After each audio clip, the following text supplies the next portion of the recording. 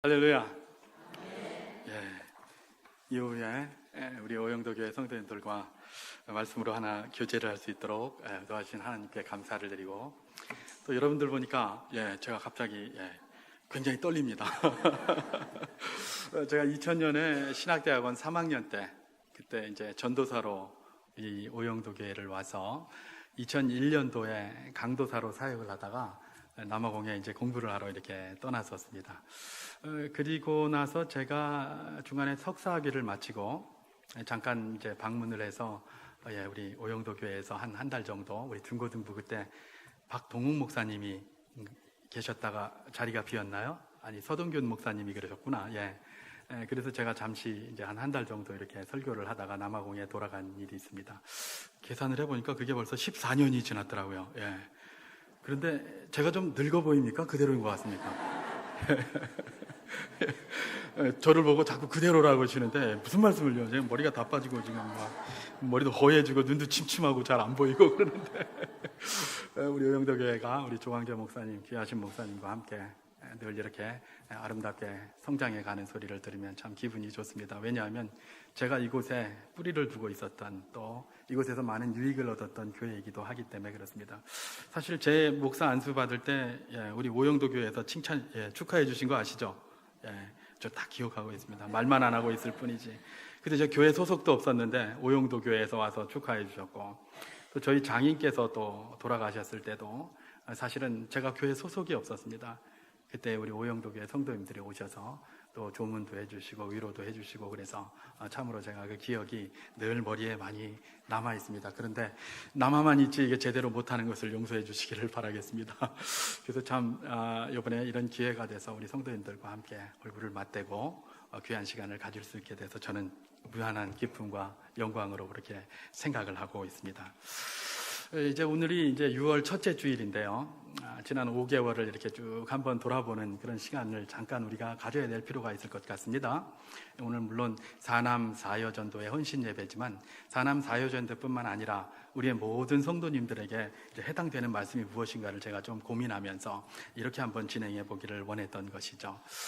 2018년도 연초에 아마 여러분들 여러 가지 기도도 하시고 또 여러 가지 준비들도 많이 하시고 계획들도 세우셨을 텐데, 이제 한 절반쯤 지나고 있는데 어느 정도 이루어 가셨습니까?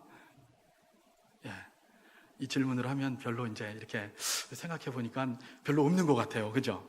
근데 알고 보면 사실 많습니다. 우리가 기도를 많이 그것 때문에 해왔고 지금도 하고 있습니다. 그런데 이제 생각해 보면 기도 응답도 안 된 것 같고 말이죠. 뭐 이런 생각이 참 많이 들어요. 그렇겠습니까? 우리 하나님은 부르짖으면 응답하신다고 에레미야를 통해서 말씀해 주셨잖아요. 하나님은 내 기도를 지금 몇십 년째 하고 있는데, 늘 하고 있는데, 지금도 하고 있는데, 어제도 하고 있는데, 내일도 하려고 하는데 왜 안 돼? 이런 생각이 들 때가 종종 있는 것이죠. 사실 그리스도인들에게 있어서 하나님에 대한 기도 응답보다 더 기대되는 것이 그렇게 많지 않을 것입니다. 우리가 신앙생활을 하는 큰 이유 중에 하나도 어쩌면 기도 응답이 아니겠습니까? 물론 다른 것도 있죠. 예수 그리스도를 믿고 그 믿음 안에서 그분께 영광을 돌리고 또 천국의 백성으로 살아가는 것, 이런 것도 우리의 한 목표겠지만, 또한 이 땅을 살아갈 때에 하나님께 드린 기도를 응답받고 살아가는 것도 하나의 믿음을 증진시키고, 그죠? 우리가 하나님의 말씀을 따라 살아가는데 큰 그런 어떤 뒷받침 또는 격려 내지는 뭐 이런 게 될지 모르겠습니다.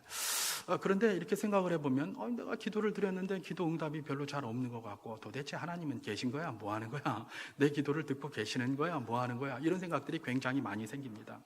올 연초에도 보면 뭐 자녀의 결혼부터 시작해서 진로, 또 내가 하는 일들, 뭐 이런 것 기도를 많이 하셨을 것 같습니다. 그런데 뭐 지금까지 아무 감감무소식인 경우가 아마 대부분일 테고, 그래서 혹시 이 자리에 딱 나오셔서 그 머리 큰 이형 목사가 뭐라고 하는지 한번 들어보자, 그리고 이 자리에 앉아 계실지도 모르겠어요. 그래서 저는 오늘 이 제목을 뭐라고 제가 붙였죠? 응답의 방식이라고 붙였습니다.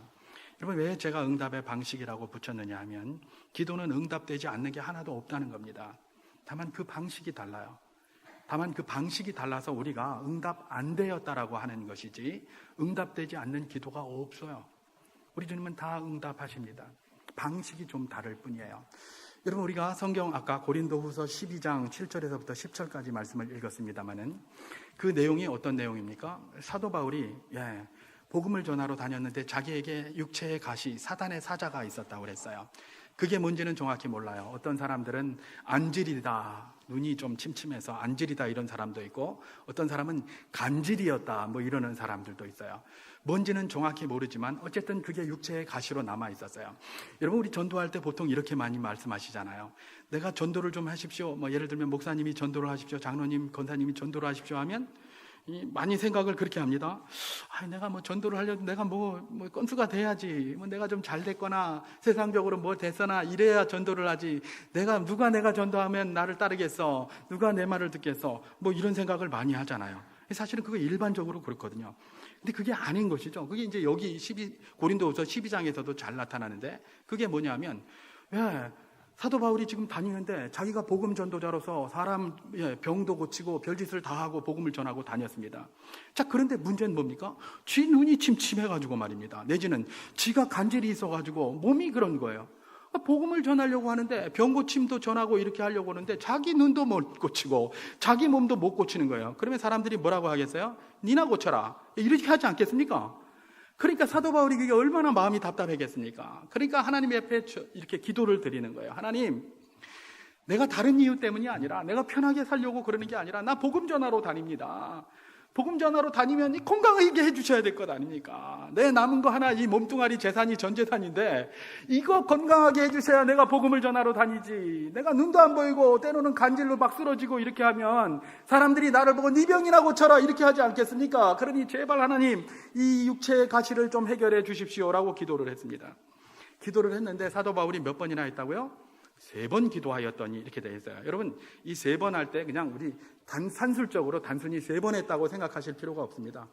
충분히 했다라고 생각하면 됩니다. 3번은 완전수, 충분히 했다라고 생각하면 돼요. 충분히 하나님 앞에 기도를 드린 거예요. 기도를 했는데 하나님께서 뭐라고 하셨다고요?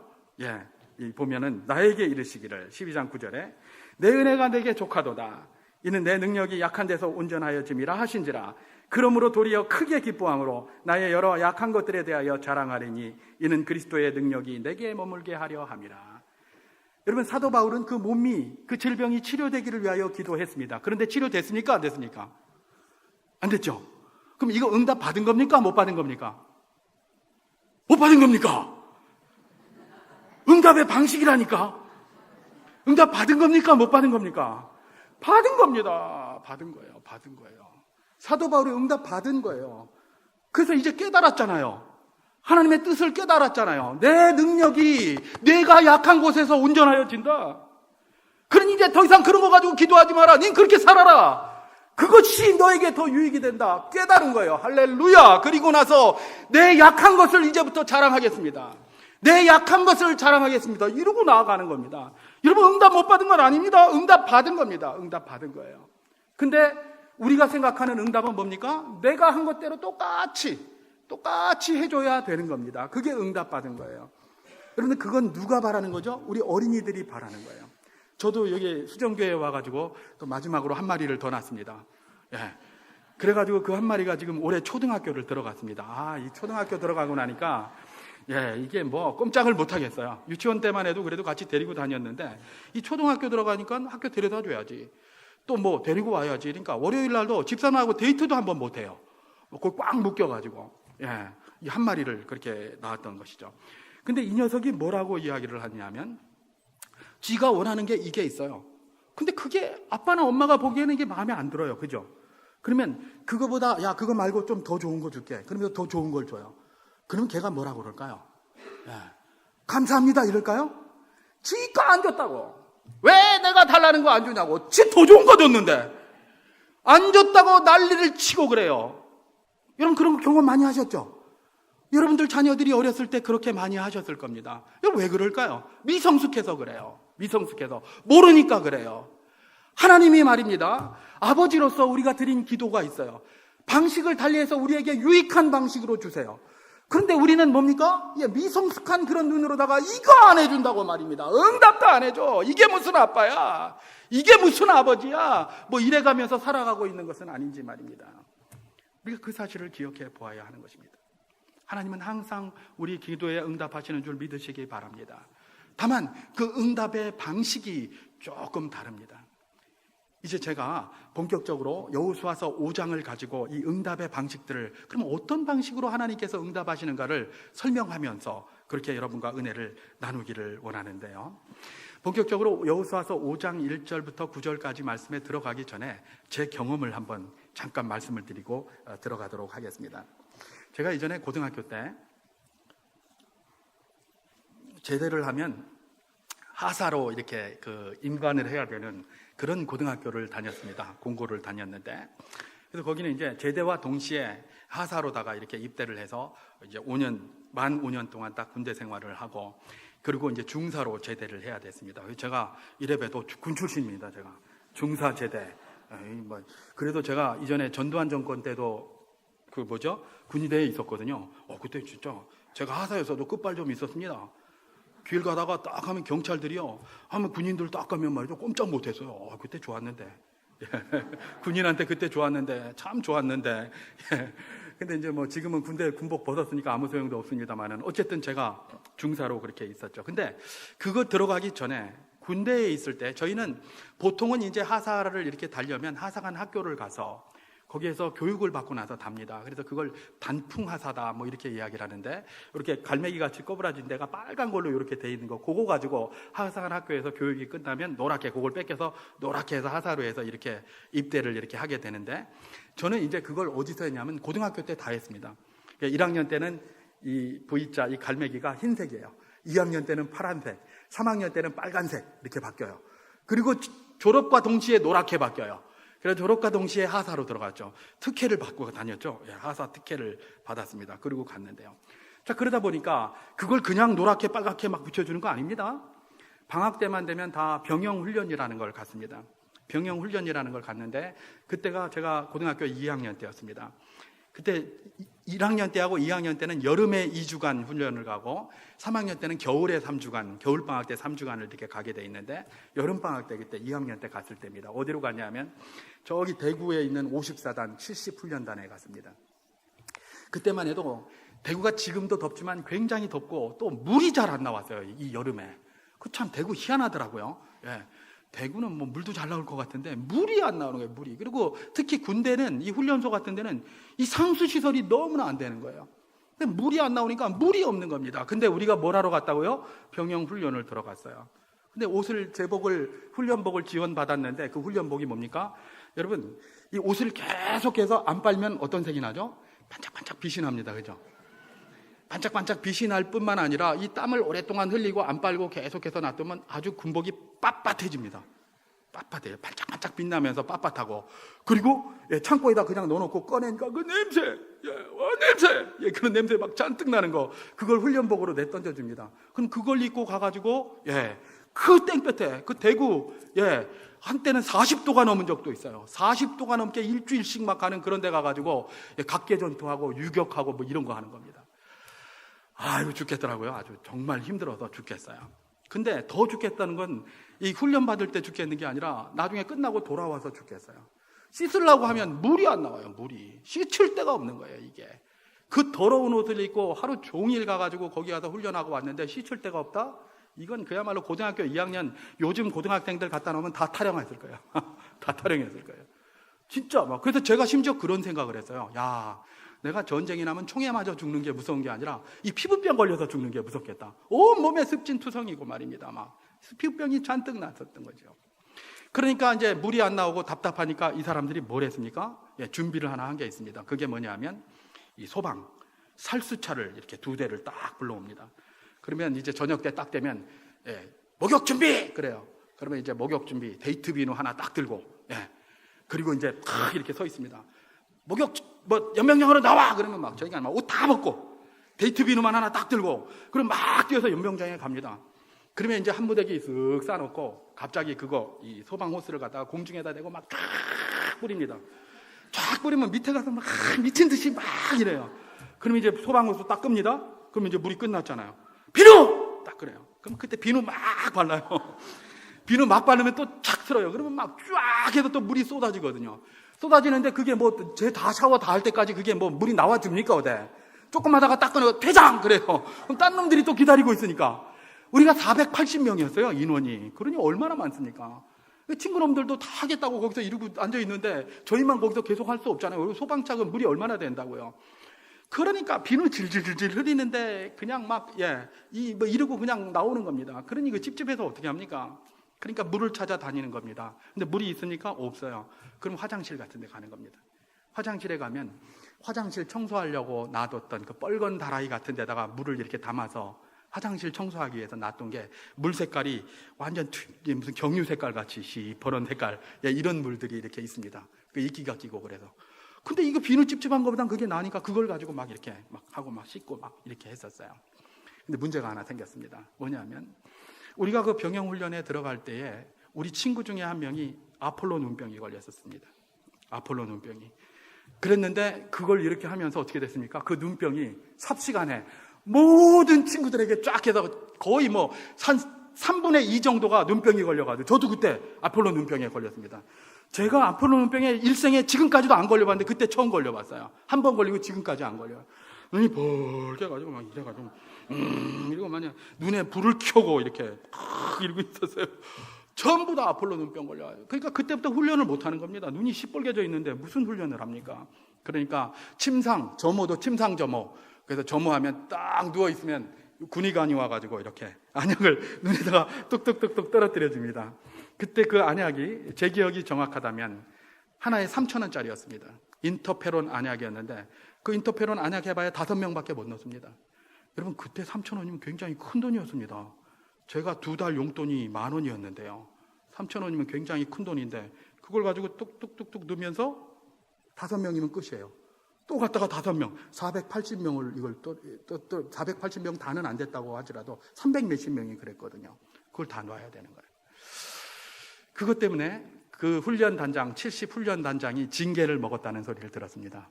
왜 징계 먹었을까요? 지휘관이 병력을 손실했다는 겁니다.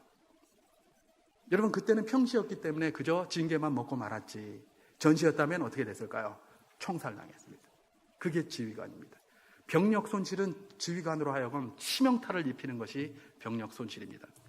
그런데 말입니다. 제가 왜 이 이야기를 하느냐? 오늘 우리가 읽은 여호수아서 5장 1절에서 9절까지 말씀을 보면 아주 특이한 사건이 거기 기록되어져 있습니다. 무슨 사건이 기록되어져 있냐면 이스라엘 백성이 이제 가나안을 딱 들어가기 위해서 이제 이 여호수아의 인도를 받아서 요단강을 딱 건넜습니다. 요단강을 딱 건널 때 상황이 어떤 것이었습니까? 평소에는 요단강은 그야말로 뭐 또랑같이 이래요. 그런데 모맥을 거두는 시기, 특정한 시기가 있습니다. 그 시기가 되면 물이 콸콸콸콸 넘쳐 흐르는 거예요. 제가 이걸 뭐 성경에서만 볼 때는 잘 몰랐는데 이전에 제가 사우스 아프리카에 공부하러 갔을 때 그 중앙 아프리카, 그 남아프리카 공화국의 중부쯤에 가면 카루라는 데가 있습니다. 카루를 사막 황야를 그들은 카루라고 그래요. 그리고 그레이트 카루 뭐 이런 게 있는데 그냥 벌판이에요. 허 벌판이고 그야말로 황무지인데 차를 타고 이렇게 지나가다 보면 그 카루의 중간중간에 리버라는 게 쓰여 있어요. 리버라는 팻말이 꾹꾹꾹 박혀 있습니다. 물이 없습니다. 그냥 물이 없는데 리버라고 이렇게 그 팻말이 이렇게 붙어 있는 거예요. 그 리버가 뭘까요? 그 리버는 마른 거를 리버라고 그러는 걸까요? 리버는 우리가 알듯이 그냥 강입니다. 강. 언제 리버가 된다고요? 갑자기 어디선가 모르게 비가 왔어요. 어디선지 몰라요. 갑자기 강이 되는 거예요. 그런데 조심해야 돼요. 마른 하늘의 날벼락이에요. 지나가다 보면 갑자기 물이 콸콸콸 내려오는 거예요. 그 리버예요. 물이 평소에는 없어요. 여기 비도 안 와요. 딴 지역에서 폭우가 쏟아져가지고 금방 그게 강이 돼버립니다. 그래서 리버라고 거기 써놓은 거예요. 요단강이 그런 거예요. 그렇게 생각하면 됩니다.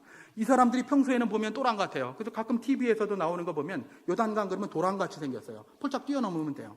근데 지금 여호수아가 건너려고 했던 이때는 모맥을 거두는 시기는 요단강에 굉장히 물이 콸콸 흐를 때였죠. 그때 이제 딱 건너려고 하는데 어떻게 했습니까? 하나님께서 그 방식대로 하니까 어떻게 합니까? 제사장들이 발을 들여놓을 때에 물이 쫙 갈라졌고 그래서 마른 땅과 같이 이 사람들이 요단강을 건넜습니다. 그리고 요단강을 건너서 그 평지로 딱 도달했는데 그 평지가 길갈이라는 평지입니다. 도착하자마자 이 물이 다시 열렸던 게 딱 닫혔어요. 딱 닫혔잖아요. 그죠? 자, 그러고 나니까 어떻게 됐습니까? 요단강 지금 사이에, 그 길갈 평지 사이에 딱 이렇게 모여 있는 것이죠. 그리고 뒤에는 지금 요단강이 콸콸콸 흐르고 저 앞에는 뭐가 있습니까? 우리가 잘 아는 여리고성이 거기에 있는 겁니다.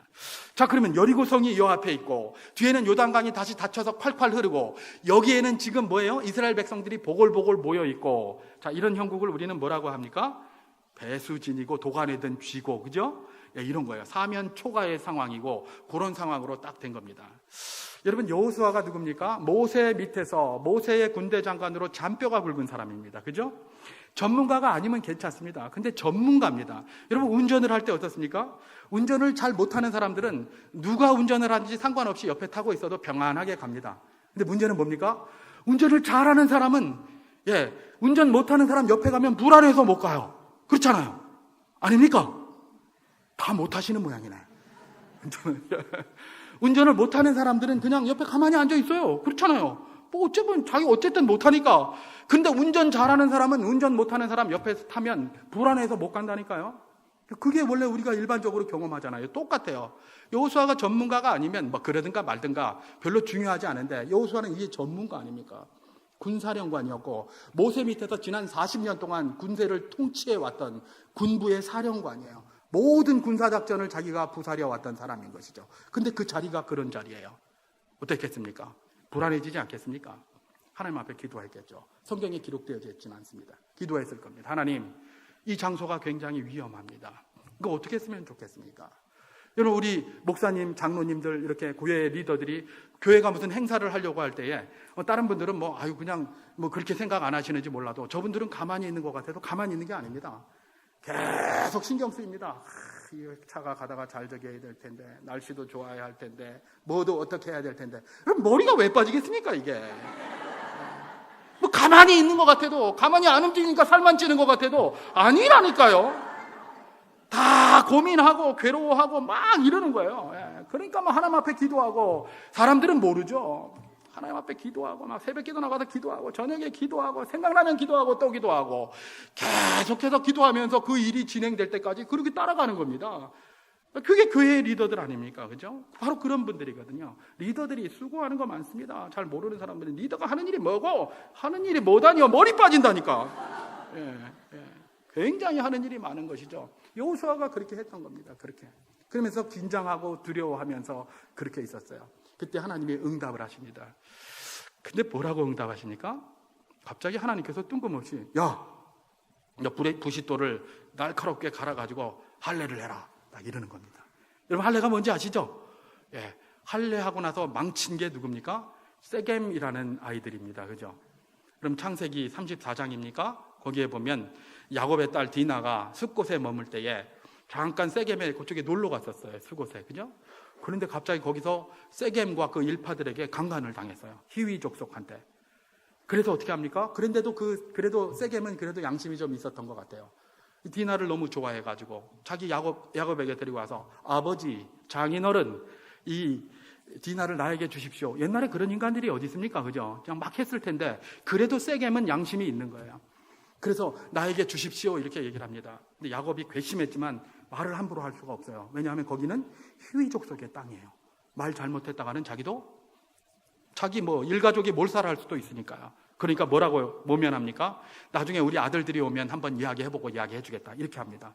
저녁에 아들들이 왔어요. 그때 이야기를 했어요. 그때 그 성질을 냈던 사람이 있죠. 시몬과 레위, 둘째 셋째가 이를 갈고, 아버지! 그런 놈들은 가만놔도 안 됩니다. 이러더니, 야, 니네 쓸데없는 소리 하지 마라 그랬는데도 그냥 이것들이 둘이 찾아가잖아요. 그죠? 세겜한테 찾아가서 뭐라고 얘기를 합니까? 오케이, 내 동생 너희들한테 주겠다. 그 대신에 조건이 있다. 우리는 할례 받지 않는 자들하고는 상대를 안 하니까 니들이 다 할례 하든지 그럼 줄게 그랬어요. 그랬는데 이들이 너무나 이 디나를 좋아했던 것 같아요. 그래서 거기 있는 남자들이 전부 할례를 해버렸네. 그리고 이 아프고 낫기를 기다리는 한 3일쯤, 여기도 3일째 낫기를 기다릴 때 있잖아요. 극심한 그런 고통에 있을 때 이 시몬과 레위가 자기 그 가족들하고 데리고 가가지고 그만 거기 있는 모든 세겜의 족속들을 다 칼로 죽입니다. 꼼짝 못하고 다 죽었습니다. 그게 뭐예요? 할례입니다. 이런 엄청난 병력 손실. 근데 문제는 뭡니까? 길갈 앞에 있는 이 여호수아에게 그 명령을 내린 것이 누구라는 겁니까? 하나님이다. 이게 문제예요. 이게 문제. 여호수아가 기도했습니다. 하나님, 이 문제를 어떻게 해결할까요? 그러면 여호수아가 듣기 좋게, 알아듣기 쉽게 하나님이 답을 주려면 어떻게 해야 됩니까? 여호수아, 너는 전략가인 줄 내가 안다. 그러니 야음을 틈타서, 야음을 틈탄다는 게 이 군대 용어입니다. 밤에 몰래 조용할 때 야음을 틈타서 저쪽에 병력 몇 명 배치하고 여리고성 좌측에 몇 명 배치하고 우측에 몇 명 배치하고 별동대 몇 명을 해가지고 정면 공격하고 뭐 어쩌고 저쩌고 이랬으면 아마 여호수아가 금방 알아들었을 겁니다. 할렐루야, 할렐루야, 아멘. 주께서 응답 주셨다. 야, 몇 명 짜라. 너 위쪽으로 가라, 너 오른쪽으로 가라. 너희들은 정면 돌파, 너희 나를 따르라. 분명히 이랬을 거예요. 그죠? 여호수아가 너무나 알아듣기 편한 거고, 여호수아가 그걸 듣기를 원해서 지금 기도를 한 거예요. 근데 하나님께서 뚝 와서 뭐라고 얘기를 하십니까? 그래? 그러면 말이야, 부싯돌 그 쓱쓱 갈아가지고 빨리 할례를 해. 야, 니네가 애굽에 있을 땐 다 해놓고 광야 돌아다닐 동안 못했잖아. 그러니까 못한 사람들 다 할례해. 이랬단 말이에요. 그런데 광야에서 할례를 못한 사람이 할례한 사람이 몇 명이나 있을까요? 여호수아와 갈렙을 제외하고는 다 죽었잖아요. 그죠? 그러면 거기 있는 남자들은 지금 다 뭐예요? 다 할례의 대상인 거예요. 그죠? 이게 무슨 응답이라고. 기도를 했으면 응답 잘 주셔야지. 이게 무슨 응답이라고 주셨단 말인가? 그럼 어떻게 생각하세요? 이 여호수아가 기도 응답 받은 거예요? 못 받은 거예요? 못 받았다 그러면 또 안 되죠. 그죠? 응답의 방식이라고 그랬잖아요. 그거. 응답을 받은 거예요. 그렇게 응답을 받았어요. 그래서 여호수아는 그대로 실천을 했던 것이죠. 실천을 했는데 그것 때문에 이스라엘이 망했습니까? 아닙니다. 결국은 여리고성도 무너뜨리고 파죽지세로 그렇게 들어가서 그 주변에 있는 가나안 사람들로 하여금 벌벌벌벌 떨게 만들고, 나중에는 뭡니까? 여리고의 그 기생 라합도 그 소리를 듣고 벌벌벌벌 떨면서 모든 것들을 다 정탐꾼에게 다 열어주고 했던 게 그런 일들 아닙니까? 하나님께서 하시는 일이 그거예요. 여러분, 창세기 거기 숫곳에서의 이야기도 마찬가지입니다. 숫곳에서 그렇게 시므온과 레위가 거기 히위 사람들을 죽이고 나서 이제 야곱은 큰일 났다. 이제 이거 어떡하냐라고 하면서 하나님 앞에 기도를 하죠. 하나님 어떡할까요? 그랬더니 하나님이 이 야곱에게 뭐라고 대답했다고요? 너희는 빨리 일어나서 베델로 올라가라. 거기에 올라가서 내가 처음에 단쌌던 그곳에서 나에게 예배드리라. 이렇게 얘기했어요. 아니, 베델로 올라가긴 지금 포위돼가지고 베델까지 가려면 지금 죽을지 살지 모르는데 두려워 떨고 있는 우리에게 베델로 올라가라니 이게 무슨 응답인가? 그런데 그 기도에 대한 응답이 베델로 올라가라 이렇게 했기 때문에 야곱이 올라갑니다. 올라갈 때 너희가 그동안 섬기던 모든 우상들, 금귀고리들 이런 거 다 상수리 나무 밑에 묻고 그대로 실천해 나갑니다. 그럴 때 어떻게 했습니까? 그 주변 사람들의 마음을 두렵게 하셨으므로 이들이 그들을 넘보지 못하고 글로 지나갔다라고 그렇게 되어 있어요. 근데 이게 바로 그것이죠. 여러분, 지금 여리고 백성들 앞에, 여리고 성 앞에서 뒤에 갇혀있는 이 도간에 든 쥐 상태에서 지금 어떻게 하는 겁니까? 하나님은 할례를 행하라 이렇게 이야기를 하세요. 그러면서 뭐라고 얘기를 하십니까? 그게 답이다라고 이렇게 이야기를 하는 거예요. 이게 뭔 답입니까? 이렇게 하면 그때부터 일이 안 돼요. 그걸 답이라고 받고 이들이 그대로 할례를 행합니다. 그때에 어떻게 합니까? 여리고성이 그때 어떻게 하고 있었습니까? 한 명이라도 이렇게 내려다 봤다면 저것들 봐라, 저 이상하네, 군대 빨리 와라 해서 탁 튀어나가면 되는데 자기들이 두려워가지고 얼굴도 못 들고 있었어요. 그게 바로 뭡니까? 여리고성의 사람들이었다는 겁니다. 여러분, 성경을 가만히 보세요. 똑같아요. 창세기 34장이나 여호수아서 5장이나 내용이 똑같아요. 이게 뭡니까? 하나님께서 기도에 응답하시는데요, 그 응답의 방식이 우리가 생각하는 것과 좀 달라요. 그러면 뭘까요? 그걸 이제 구체적으로 우리 삶 속에 한번 적용해 보아야 될 것입니다. 여러분, 우리도 기도를 합니다. 기도를 하고 갑자기 일도 평소에는 좀 잘 안 하다가 일이 꼬이거나 여러 가지 어려움이 있거나 이렇게 하면 우리 기도하기 시작해요. 기도를 하면서 하나님 응답하여 주시옵소서. 그러면서 이전에 제가 많이 했던 것처럼 주야 말씀 주시옵소서. 그럼 뭐 나옵니까? 예레미야 화 있을진저 회개하라. 이거 아니야. 하나님 이거 말고 다른 거. 제가 많이 했었습니다. 이전에 또 그런 거 또 나와요. 그런 거 나오는 것이죠. 제가 이러다가 한번 굉장히 은혜를 받았어요. 찬송가에서 그때는 딱 넘겼더니 말씀이 안 나오고 찬송가가 나왔는데 그 찬송가가 저를 변화시키는 굉장히 큰 이유가 됐습니다. 근데 제가 그거는 이야기 안 하고 그렇게 하지 않나요? 그러다가 그것도 좀 시원치 않으면 어떻게 합니까? 안 나가던 새벽기도 내가 한번 나가봐야지. 그리고 새벽기도 또 나갑니다. 새벽 기도 나가서 하면 목사님이 뭐 설교를 내 이 괴로운 마음 내가 하나님 앞에 기도했으니 여기에 맞는 마음을 주실 거야 라고 해서 나갔는데 목사님 기도 이렇게 딱 하더니 설교를 하는데 뭐라고 설교합니까? 말 조심하세요. 전도 열심히 하세요. 하나님 말씀 충실히 순종하세요. 뭐 이런 말만 자꾸 해요. 그거 말고 내 지금 골장한 건 이거 좀 대답 좀 해줘. 근데 목사님은 목사님 걸 통해서 나에게 주실 줄 믿습니다 라고 하고 나갔는데 순종하세요. 헌신하세요. 전도하세요. 봉사하세요. 막 이래요. 그죠? 조 목사님 맨날 저래. 그런 마음이 딱 생겨요. 그래서 그래 오늘 뭐 이영 목사 온다고 그랬는데 오늘은 뭔가 좀 있을까? 그리고 또 갔는데 뭐 이상하게 뭐 했는데 이게 응답이라고 그러고 저 뭐 하는 거고 저거 뭐 저런 말이 아닌데 저거 말고 그거 말고 다른 거 좀 뭐 없어? 이렇게 되는 거예요. 그런데 말입니다. 이상하게 뭔가 기도를 하면서 응답을 달라 그러면 설교자들을 통해서 주는 것도 늘 뭐예요? 말씀 열심히 보세요. 순종하세요. 기도하세요. 지금도 기도하고 있는데 또 하세요. 전도하세요. 하나님이 기쁨이 되세요. 하나님 앞에 영광 돌리세요. 계속 이런 말만 하고 있어요. 이게 무슨 응답이야? 여러분 그게 응답인지 믿으시기 바랍니다. 이게 바로 오늘 제가 이 성경을 통해서 여러분들에게 증거하기를 원하는 그 핵심입니다. 여러분 하나님의 기도 응답은 이 여호수아를 통해서 응답하신 게 정확합니다. 하나님께 여호수아가 기도했습니다. 하나님 이 문제, 이 여리고의 문제 어떻게 해결할까요? 했더니 하나님께서 주신 답은 뭐예요? 할례를 해라 이런 이야기입니다. 여러분 할례는 뭘까요? 하나님과의 관계를 의미합니다. 나는 너희의 하나님이 되고 너희는 나의 백성이 되리라 라는 것들을 외적으로 인치고 증거하는 것이 할례입니다. 나는 하나님의 백성입니다.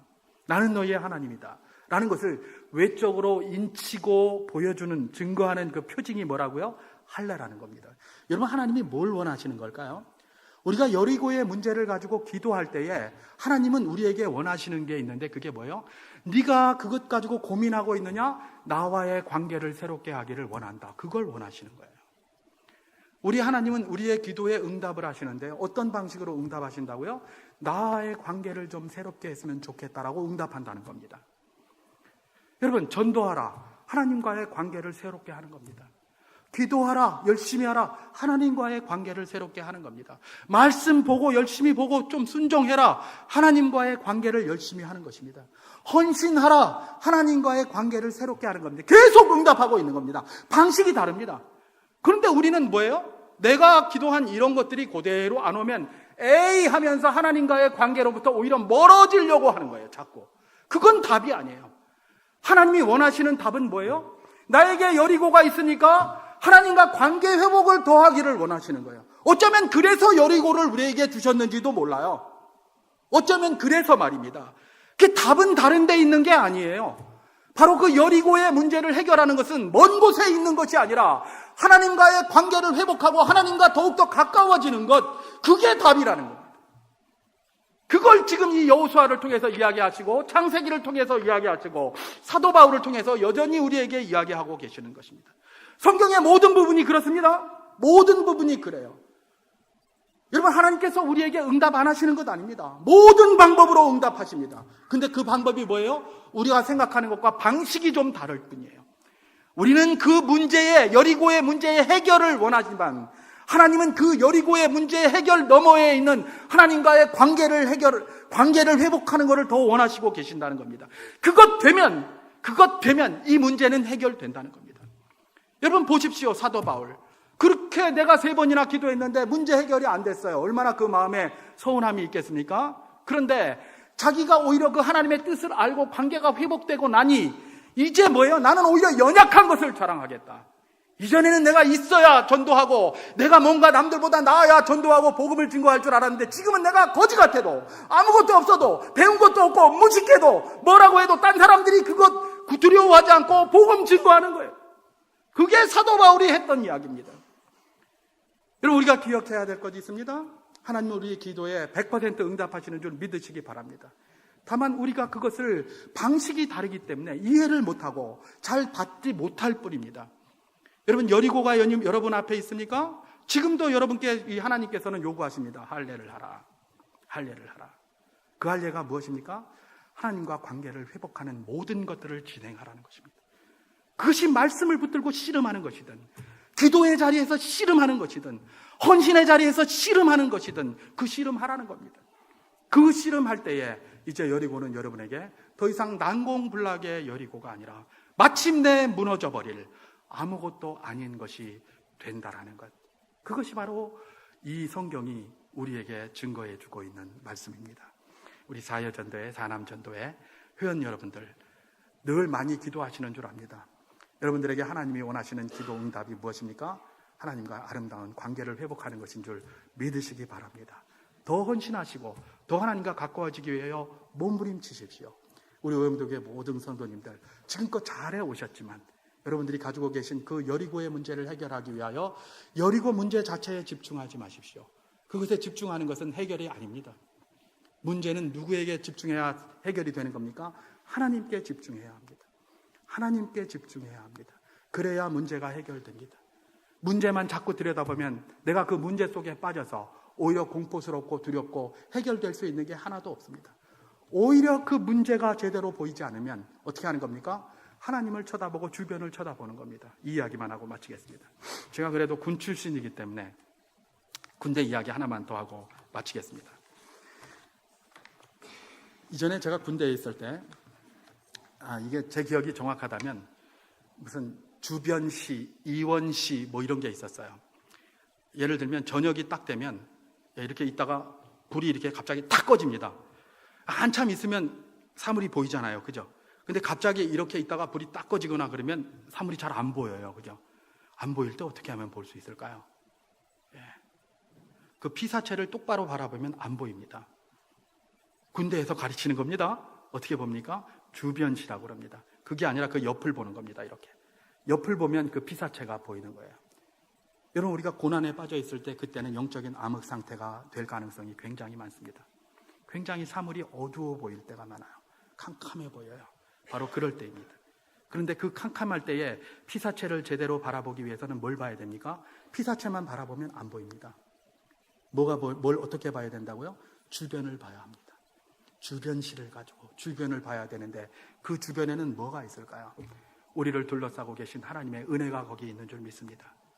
하나님 바라보고 그 은혜를 바라보고 살아가는 것, 그것이 캄캄한 어둠의 길을 걸어가는 우리들이 하나님의 은혜를 받아서 그 여리고의 문제를 해결하는 중요한 지름길이 된다는 것입니다.